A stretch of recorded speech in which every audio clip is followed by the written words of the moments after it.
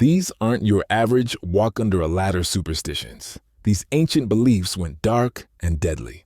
Let's start with the weird and gradually dive into the more twisted. Number 10. The curse of the Egyptian crocodile mummies. Imagine this. You're an ancient Egyptian who happens to cross paths with a crocodile mummy. Yep, they mummified those two. But here's the kicker. There was a belief that touching a crocodile's preserved remains could summon the wrath of Sobek, the crocodile-headed god.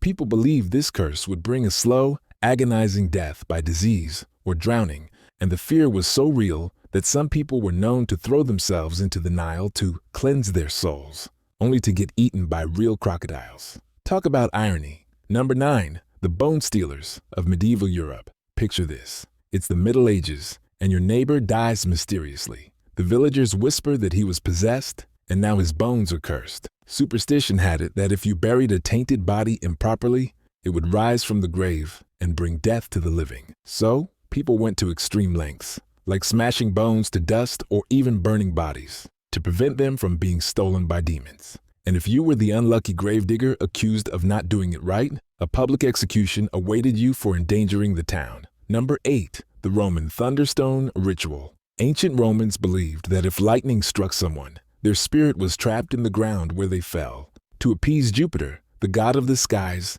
the locals would bury the body in an unmarked grave, along with a thunderstone, a heavy rock thought to ward off evil. But here's the dark twist. If the ritual was botched, it was believed the spirit would come back as a malevolent ghost, cursing the family forever. And who did they blame for any mishap? The person conducting the ritual, who'd often be executed for failing to protect the community. Number 7. Chinese nail coffins. In ancient China, it was believed that if a deceased person's coffin wasn't nailed shut properly, their spirit could escape and haunt the living. This led to the practice of using extra nails or even iron spikes to seal coffins. But in some cases, overly paranoid families took it to the next level, hammering the nails through the corpse to ensure it couldn't rise. The catch? If the spirit still returned, they'd assume it was the fault of whoever nailed the coffin, resulting in that poor soul being executed for inviting bad luck. Number 6. The Icelandic sea monster sacrifice. Centuries ago, Icelandic fishermen believed that the sea was home to monsters who demanded human sacrifices. If a ship vanished at sea, it wasn't due to storms. It was the monsters taking revenge. The solution? Toss an unlucky soul overboard to placate the creatures. If no one volunteered, they drew lots. But here's the twist. The ones doing the drawing often rigged it to ensure someone they disliked got the short end of the stick. What better way to settle grudges than with an accidental death at sea? Number 5. The Indian banyan tree hangings. In rural India, it was believed that banyan trees were home to spirits who could possess people at night. The superstition went that if someone was behaving erratically, it meant they were possessed by a banyan spirit. The only way to save them? A mock hanging under the tree to scare the spirit away. But this mock hanging often went too far, and people ended up dead. Villagers would shrug it off, saying the spirit took them because they were too far gone. Number 4. The medieval scapegoat plague burnings. During the Black Death, desperate Europeans believed cats were witches' familiars sent to spread the plague. In a frenzy, thousands of cats were killed, which ironically made the rat problem worse, thus spreading the plague even faster. But it didn't stop there. If someone fell ill, they'd accuse their neighbors of harboring cursed animals. And if the townsfolk decided you were the source of the bad luck, burning at the stake was the only cure. Number 3. The Aztec blood debt rituals. The Aztecs believed that the sun would refuse to rise unless it was fed human blood.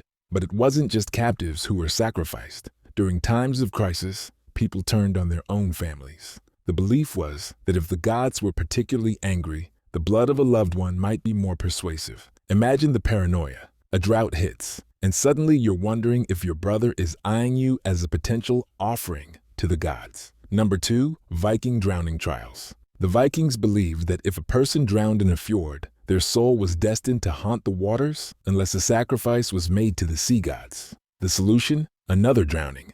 But this wasn't just a one-time ritual. If the ghostly sightings persisted, they'd keep sacrificing until the hauntings stopped. It didn't matter if they had to drown dozens. If you drew the unlucky lot, it was your head on the chopping block, or in this case, your body in the cold, dark waters. Number 1. The Blood Eagle execution. The blood eagle was a horrific Norse execution method that blurred the line between ritual and punishment. It was believed to appease Odin, especially if the victim was a traitor. The condemned would be bound, their ribs severed from the spine, and their lungs pulled out to resemble wings. The goal? To let them breathe their last breath in the open air as an offering to the gods.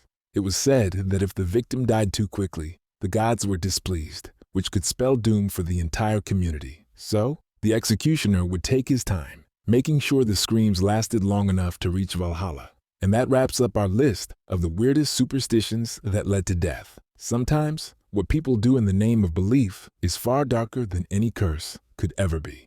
Maybe they were deathly curious.